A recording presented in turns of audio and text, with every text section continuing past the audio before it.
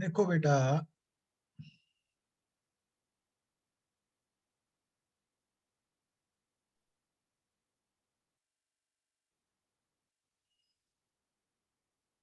जो last lecture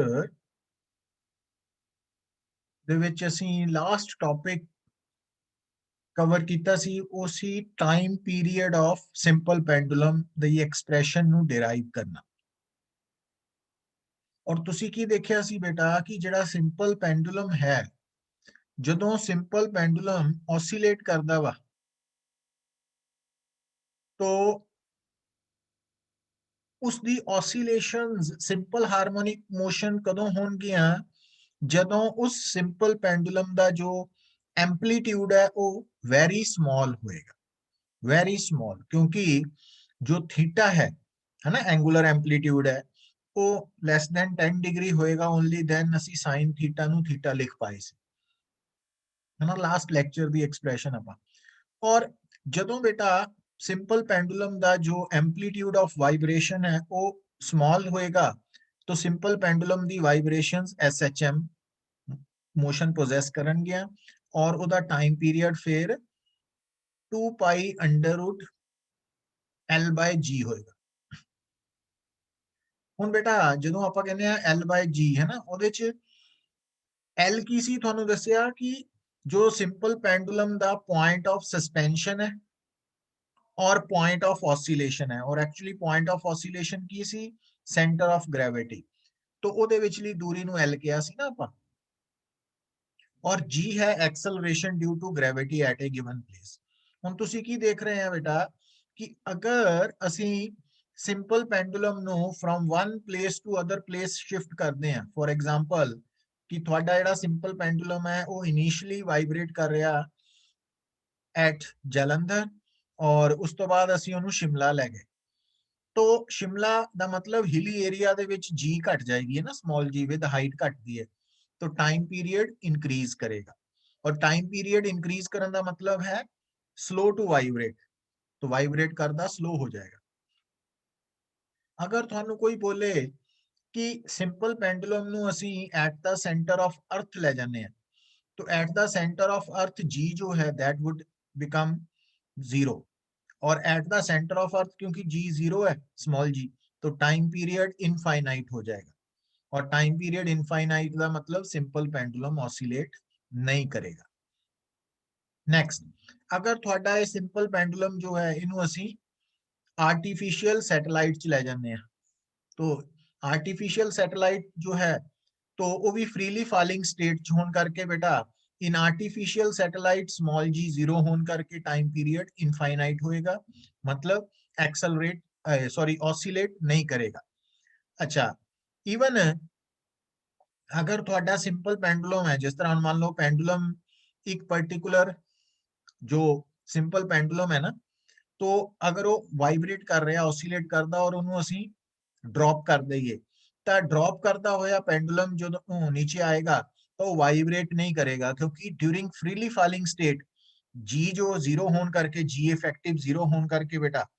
time period again becomes infinite. तो एक तो ये गल ਤੁਹਾਨੂੰ समझ होनी चाहिए। दूसरी गल देखो बेटा, हम ध्यान दियो, मैं कुछ कंसेप्चुअल प्रॉब्लम्स बारे डिस्कस कर रहे हैं on the basis of simple pendulum, कि जो सिंपल पेंडुलम है ना, तो ਇਹਦਾ टाइम पीरियड मास ਤੇ डिपेंड नहीं करता, मास ऑफ पेंडुलम पे, ठीक है।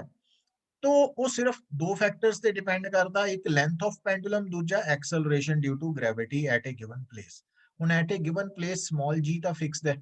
तो लेंथ ऑफ पेंडुलम ਤੇ डिपेंड करता, और लेंथ ऑफ पेंडुलम ਅਸੀਂ ਪੁਆਇੰਟ ਆਫ ਸਸਪੈਂਸ਼ਨ ਤੇ ਸੈਂਟਰ ਆਫ ਗ੍ਰੈਵਿਟੀ ਦੇ ਵਿੱਚ ਦਾ ਡਿਸਟੈਂਸ ਨੂੰ ਬੋਲਦੇ ਹਾਂ। ਹੁਣ ਦੇਖੋ कि अगर मान लो आ बेटा एक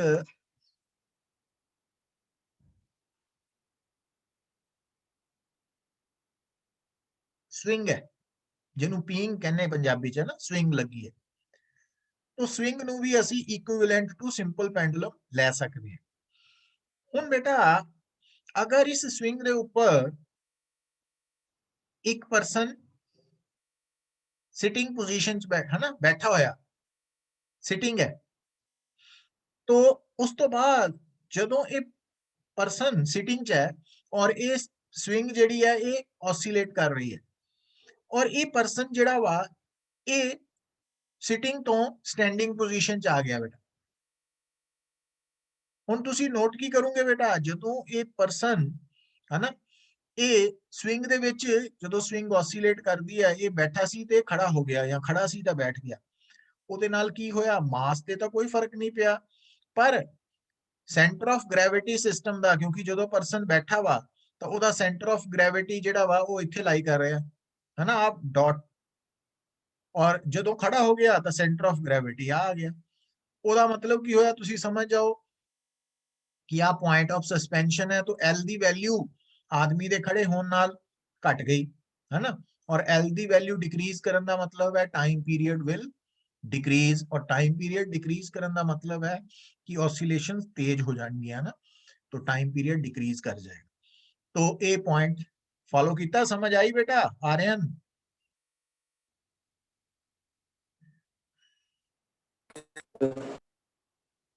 भरत यस सर अंकुश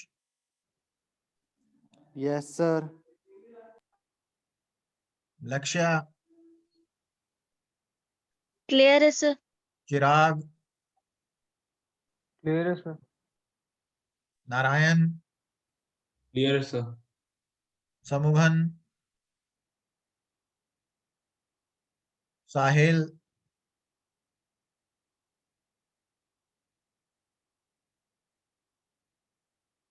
नवनीत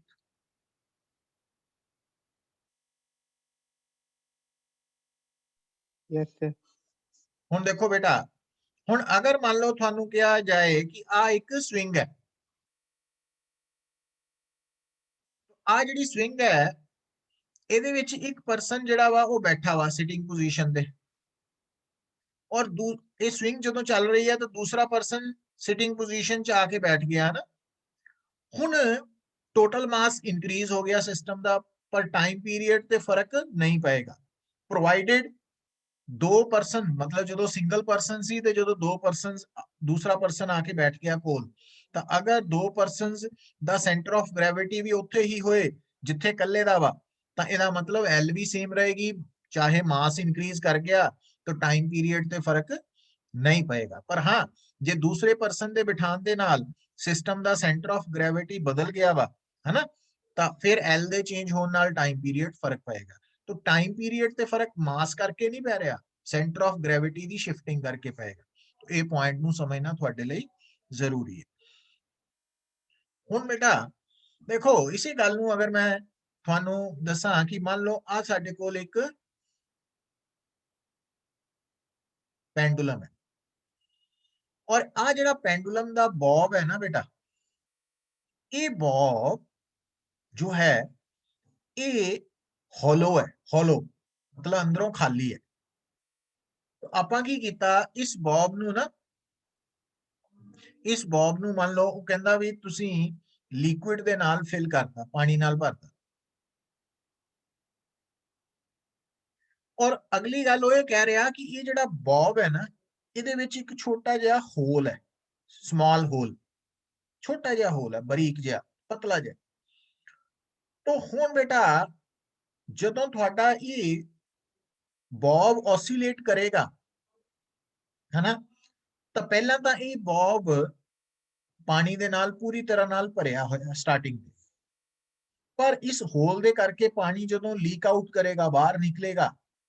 ਤਾਂ ਤੁਸੀਂ ਕੀ ਨੋਟ ਕਰੋਗੇ ਬੇਟਾ ਕਿ ਇਹ ਜਿਹੜਾ ਬੌਬ ਹੈ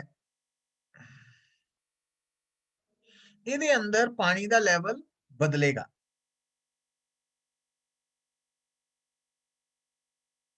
पानी का लेवल बदल गया है ना घटन लग पिया क्योंकि पानी लीक आउट कर रहा है ना तो हुण देखो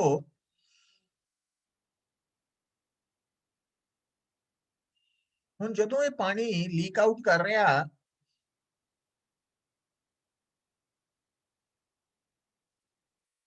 तां इहदियां अलग-अलग सिचुएशंस नू मैं ड्रा कर रहा तो देखो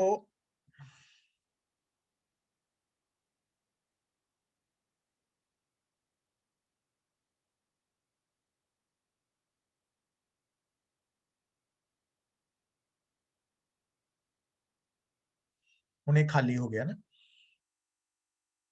हुण देखो बेटा, देखो हुण वो कह रहा कि ये जिहड़ा पेंडुलम है ਇਹਦੇ टाइम पीरियड ਤੇ ਕੀ इफेक्ट होएगा।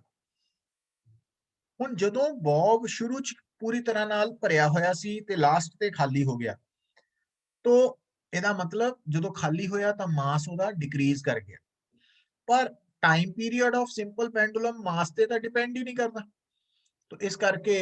ਮਾਸ ਦੇ ਕਰਕੇ ਤਾਂ ਕੋਈ ਇਫੈਕਟ ਨਹੀਂ ਹੋਏਗਾ। ਪਰ ਅਸੀਂ ਜਿਹੜੀ ਗੱਲ ਤੇ ਧਿਆਨ ਦੇਣਾ ਉਹ ਹੈ L। ਹੁਣ ਜਦੋਂ ਬੇਟਾ ਆ ਦੇਖਿਓ, ਜਦੋਂ ਬੌਬ ਪੂਰੀ ਤਰ੍ਹਾਂ ਨਾਲ ਪਾਣੀ ਨਾਲ ਭਰਿਆ ਵਾ ਤਾਂ ਜਿਹੜਾ ਸੈਂਟਰ ਆਫ ਗ੍ਰੈਵਿਟੀ ਹੈ ਉਹ ਆ ਪੁਆਇੰਟ ਹੈ, ਔਰ ਜਦੋਂ ਪਾਣੀ ਘਟਣਾ ਸ਼ੁਰੂ ਹੋਇਆ ਹੈ ਨਾ ਤਾਂ ਜਿਹੜਾ ਸੈਂਟਰ ਆਫ ਗ੍ਰੈਵਿਟੀ ਹੈ ਉਹ ਨੀਚੇ ਨੂੰ ਸ਼ਿਫਟ ਹੋ ਚੁੱਕਾ ਵਾ। ਔਰ ਜਦੋਂ ਇਹ ਬੌਬ ਦੁਬਾਰਾ ਖਾਲੀ ਹੋਇਆ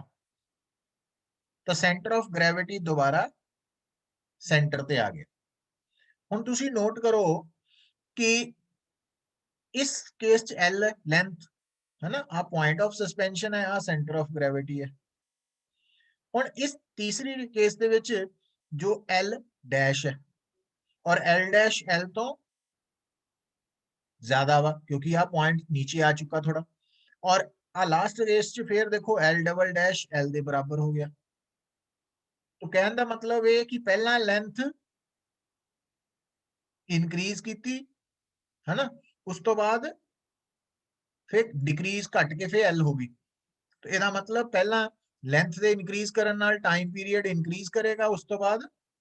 डिक्रीज करेगा, और डिक्रीज करके फिर हुण इस तो बाद क्योंकि ये पूरी तरह खाली हो चुका तो हुण ਇਹਦਾ सेंटर ऑफ ग्रेविटी स्टैटिक हो गया ना, जिथे है उत्थे ही रहेगा। तो हुण उस तो बाद टाइम पीरियड कांस्टेंट हो जाएगा। पर इस दौरान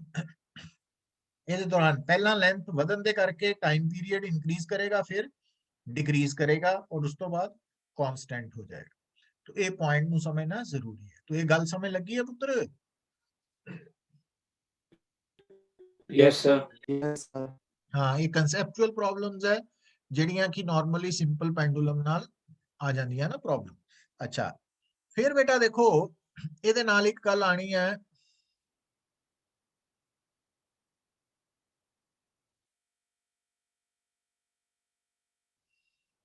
सेकंड्स पेंडुलम। सेकंड्स पेंडुलम ਹੁਣ देखो जिथे भी तुसी देखो ਜਿਹੜਾ सिंपल पेंडुलम है ना, सिंपल पेंडुलम ਦਾ जो टाइम पीरियड है वो बेटा डिपेंड करता वा कि सिंपल पेंडुलम ਦੀ लेंथ कितनी है और जिस जगह ते वो ऑसिलेट कर रहा उत्थे स्मॉल जी ਦੀ वैल्यू कितनी है, एक्सेलरेशन ड्यू टू ग्रेविटी। और सिंपल पेंडुलम ਦਾ टाइम पीरियड वो 1 सेकंड भी हो सकता वा, हाफ सेकंड भी हो सकता, 2 सेकंड भी हो सकता, 4 सेकंड भी हो सकता, क्योंकि वो डिपेंड करेगा एल और जी के ऊपर। पर अगर सानू कोई बोले सेकंड्स पेंडुलम, सेकंड्स पेंडुलम का मतलब है having fixed time period of 2 second. मतलब अगर थानू कोई कहे ना सेकंड्स पेंडुलम तो ਇਹਦਾ मतलब है उसका टाइम पीरियड 2 सेकंड है गिवन प्लेस पे, एट ए गिवन प्लेस। तो seconds pendulum मतलब a simple pendulum is said to be seconds pendulum if its time period is 2 second.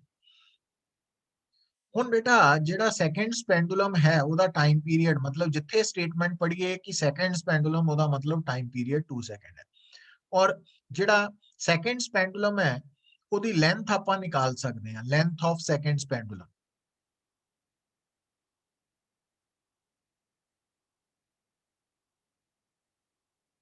ਹੁਣ लेंथ ऑफ seconds pendulum कितना निकाल सकते हैं बेटा, क्योंकि आ ਜਿਹੜਾ फार्मूला है ਇਹਦੇ अकॉर्डिंगली ਜੇ ਆਪਾਂ दोनों साइड्स ਨੂੰ स्क्वायर करिए, स्क्वेयरिंग बोथ साइड्स, तो L would become G T square by 4 pi square। ਹੁਣ बेटा अगर मान लो गिवन प्लेस ते, क्योंकि ਜਿਹੜੀ लेंथ ऑफ सेकंड्स पेंडुलम है वो उस जगह ते G कितना ਉਹਦੇ ਤੇ डिपेंड करू। अगर G ਦੀ वैल्यू 9.8 है ना, और टाइम पीरियड सेकंड्स पेंडुलम ਦਾ ਉਹ ਫਿਕਸਡ ਹੀ है 2 सेकंड, तो L is equal to 9.8 to square over 4 into pi का मतलब 3.14 स्क्वायर है ना, तो ये अप्रोक्सीमेटली 0.99 मीटर हो जाएगा। मतलब अगर गिवन प्लेस ਤੇ स्मॉल g ਦੀ ਵੈਲਿਊ 9.8 ਹੈ ਮੀਟਰ ਪਰ ਸਕੁਅਰ ਸੈਕਿੰਡ, ਤਾਂ ਉੱਥੇ ਅਗਰ ਤੁਸੀਂ ਸਿੰਪਲ ਪੈਂਡੂਲਮ ਦੀ ਲੈਂਥ 0.99 ਮੀਟਰ ਲੈਨੇ ਆ ਤਾਂ ਉਹ ਪੈਂਡੂਲਮ ਜਿਹੜਾ ਉਹਦਾ ਟਾਈਮ ਪੀਰੀਅਡ 2 ਸੈਕਿੰਡ ਹੋਏਗਾ। तो ਇਹ ਸੈਕਿੰਡਸ ਪੈਂਡੂਲਮ ਦੇ ਬਾਰੇ ਆਪਾਂ ਗੱਲ ਕੀਤੀ ਕਿ ਉਹਦਾ ਟਾਈਮ ਪੀਰੀਅਡ ਫਿਕਸਡ ਹੈ ਔਰ ਲੈਂਥ ਉਹ ਡਿਪੈਂਡ ਕਰੇਗੀ ਕਿ ਜਿਸ ਜਗ੍ਹਾ ਤੇ ਅਸੀਂ ਸੈਕਿੰਡਸ ਪੈਂਡੂਲਮ कंस्ट्रक्ट करना चाहते हैं उस जगह ते स्मॉल जी की वैल्यू कितनी है। तो जे स्मॉल जी की वैल्यू 9.8 मीटर पर स्क्वायर सेकंड है एसआई दे विच ना, ਤਾਂ ਉੱਥੇ ਲੈਂਥ ਤੁਹਾਨੂੰ 0.99 ਮੀਟਰ ਲੈਣੀ ਪਏਗੀ ਸਿੰਪਲ ਪੈਂਡੂਲਮ ਦੀ, ਤਾਂ ਉਹਦਾ ਟਾਈਮ ਪੀਰੀਅਡ 2 ਸੈਕਿੰਡ ਹੋਣ ਕਰਕੇ ਉਹ ਸੈਕਿੰਡਸ ਪੈਂਡੂਲਮ ਹੋਏਗਾ। तो ਇਹ ਹੈ ਬੇਟਾ regarding simple pendulum and seconds pendulum. ਹੁਣ ਇੱਕ ਗੱਲ ਹੋਰ ਸੁਣੋ ਬੇਟਾ, ਦੇਖੋ ਜਦੋਂ ਤੁਸੀਂ ਇਹ ਕਹਿੰਦੇ ਆ ਨਾ कि जो सिंपल पेंडुलम है उसका टाइम पीरियड है 2 pi under root L by G, तो ये गल जी है ना ये उदों तक ही अप्लाई होनी है जब तक उस सिंपल पेंडुलम का जो एम्पलीट्यूड है वो वेरी स्मॉल है ना, प्लस सिंपल पेंडुलम की जी लेंथ है वो रेडियस ऑफ अर्थ के कंपैरेटिवली काफी छोटी है। पर जे आप इन जनरल गल करिए है ना, इन जनरल गल करिए कि अगर सिंपल पेंडुलम लिसन पुत, अगर आप इस पर्टिकुलरली कंपटीशन ਲਈ है कि अगर जनरली ਤੁਹਾਨੂੰ कोई कहे कि ਜਿਹੜਾ सिंपल पेंडुलम है उसका एम्पलीट्यूड तो वेरी स्मॉल, पर सिंपल पेंडुलम की ਜਿਹੜੀ लेंथ है वो काफी ज्यादा वा। मतलब हुण देखो क्योंकि आम तौर पर ਜਿਹੜਾ सिंपल पेंडुलम ਅਸੀਂ कंसीडर करते हैं ਜਿਹਦੇ ਲਈ टाइम पीरियड आ फार्मूला वा ਉਹ ਹੁੰਦਾ ਵਾ ਜਿਹਦੀ लेंथ रेडियस ऑफ अर्थ ਦੇ ਮੁਕਾਬਲੇ बड़ी छोटी है, क्योंकि नॉर्मली ਜਿਹੜਾ टाइम पीरियड अपना लेंथ ऑफ पेंडुलम ਹੁੰਦੀ है ना वो कितनी है 1 मीटर 2 मीटर 3 मीटर या उस तो भी घट। पर ਹੁਣ ਇੱਥੇ ਜਿਹੜੀ ਮੈਂ ਗੱਲ ਦੱਸਣ ਲੱਗਾ ਵਾਂ ਸਪੈਸ਼ਲੀ ਉਹ ਕੀ ਹੈ ਕਿ ਅਗਰ ਤੁਹਾਡੇ ਸਾਹਮਣੇ ਇੱਕ ਸਿੰਪਲ ਪੈਂਡੂਲਮ ਹੈ ਜਿਸ ਦਾ ਟਾਈਮ जिसका एम्पलीट्यूड वेरी स्मॉल है काफी छोटा वा, पर जिसकी लेंथ काफी वड्डी है, तो ਉਹਦਾ ਜਿਹੜਾ ਟਾਈਮ ਪੀਰੀਅਡ ਹੈ ਨਾ ਉਹਨੂੰ ਕੈਲਕੂਲੇਟ ਕਰਨ ਦੇ ਲਈ ਜਿਹੜਾ ਫਾਰਮੂਲਾ ਤੁਸੀਂ ਯੂਜ਼ ਕਰਨਾ ਵਾ ਬੇਟਾ ਉਹ ਕੀ ਹੈ, this one.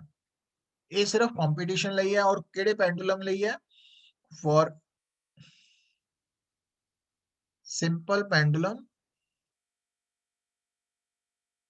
having small amplitude but very long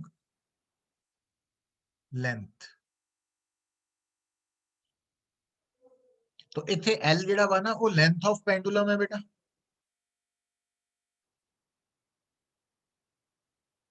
और R जेड़ा ना इथे वो है रेडियस ऑफ अर्थ, और जेड़ा की प्रैक्टिकली 6400 किलोमीटर है ना। आ पॉइंट है ना, ये जनरल तुसी याद रख लेना जस्ट। नॉर्मल कंडीशन च तां time period of simple pendulum 2 pi under root L by G है। हुण देखो भाई, हुण अगर तुहानू कोई कहे if length of pendulum is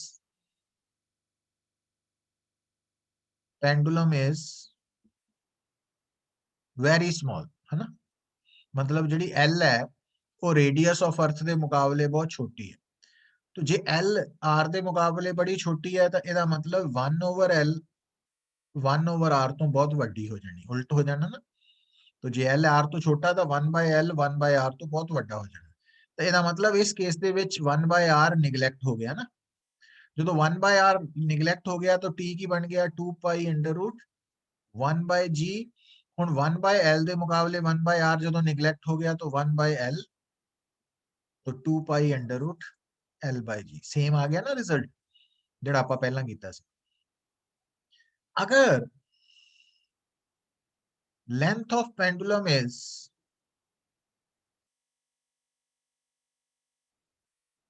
equal to radius of earth, अगर एल आर के बराबर है तो फिर इस फार्मूला ये फार्मूला यूज होना ना, तो इस case the which T is equal to 2 pi under root 1 over G 1 by R plus 1 by R 2 pi under root 1 over G तो 2 बाय आर है ना,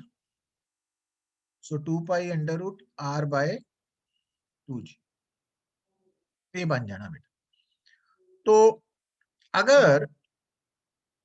if length of pendulum is infinite,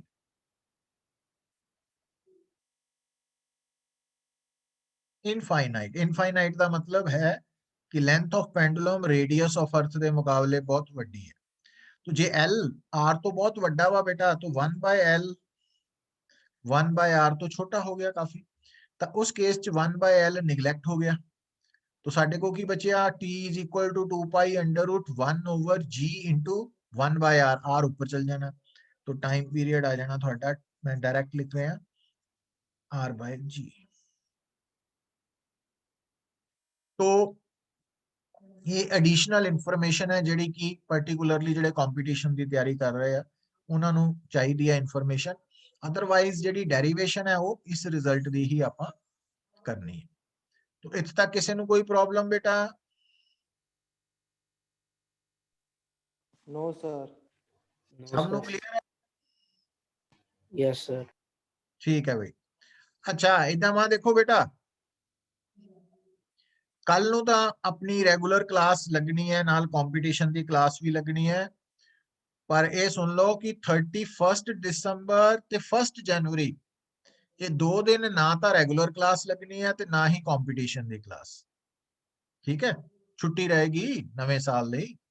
तो celebration दे ਲਈ छुट्टी है, of है। तो 2 दिन 31 दिसंबर ते 1 जनवरी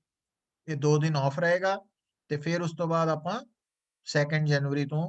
रेगुलर क्लास अटेंड करांगे ना, जितना भी टाइम है जो भी अपना। तो सिर्फ 31 दिसंबर ਤੇ 1 ਜਨਵਰੀ ਦੀ ਛੁੱਟੀ ਹੋਏਗੀ, ਕੱਲ ਨੂੰ ਰੈਗੂਲਰ ਕਲਾਸ ਵੀ ਹੋਏਗੀ ਤੇ ਕੱਲ ਨੂੰ ਕੰਪੀਟੀਟਿਵ ਕਲਾਸ ਵੀ ਹੋਏਗੀ। ਬਾਕੀ ਤੁਹਾਨੂੰ ਦੱਸਿਆ ਵਾ ਵੀ ਇਹ ਲੈਕਚਰ ਕਿਉਂਕਿ ਮੈਂ ਰਿਕਾਰਡ ਕਰਕੇ ਆਪਣਾ YouTube ਤੇ ਅਪਲੋਡ ਵੀ ਕਰ ਰਿਹਾ, तो इस कारण करके ਤੁਸੀਂ ਉੱਥੋਂ ਵੀ ਦੇਖ ਸਕਦੇ।